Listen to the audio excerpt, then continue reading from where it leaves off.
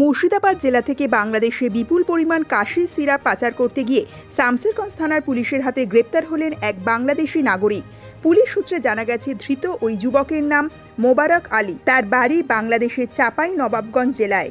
রবিবার রাতে গোপন সূত্রে খবর পেয়ে শামসেরগঞ্জ থানার পুলিশ ওই যুবককে ধুলিয়ান রেজিস্ট্রি মোড় এলাকা থেকে গ্রেপ্তার করে। তার হেফাজত থেকে উদ্ধার হয়েছে প্রায় 750 বোতল কাশির সিরাপ। পুলিশ সূত্রে জানা গেছে, উদ্ধার হওয়া ওই কাশির সিরাপ বাংলাদেশের অনেক নাগরিক মাদক হিসাবে ব্যবহার করে। ধৃত যুবকের বিরুদ্ধে এনডিপিএস আইনের একাধিক ধারায় মামলা রুজু করে সোমবার তাকে বহরমপুর আদালতে পেশ করেছে পুলিশ।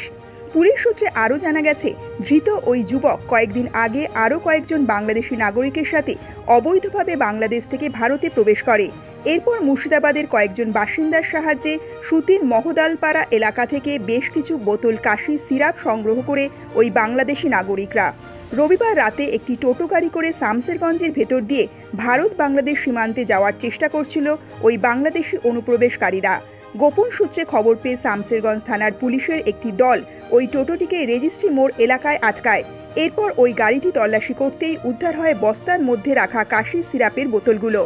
পুলিশের দাবি, উদ্ধার হওয়া কাশির সিরাপের মূল্য বাংলাদেশের বাজারে বেশ কয়েক লক্ষ টাকা। কাশির সিরাপ পাচারের এই চক্রের সাথে আর কারা জড়িত রয়েছে, শামসেরগঞ্জ থানার পুলিশ তা তদন্ত করে দেখছে।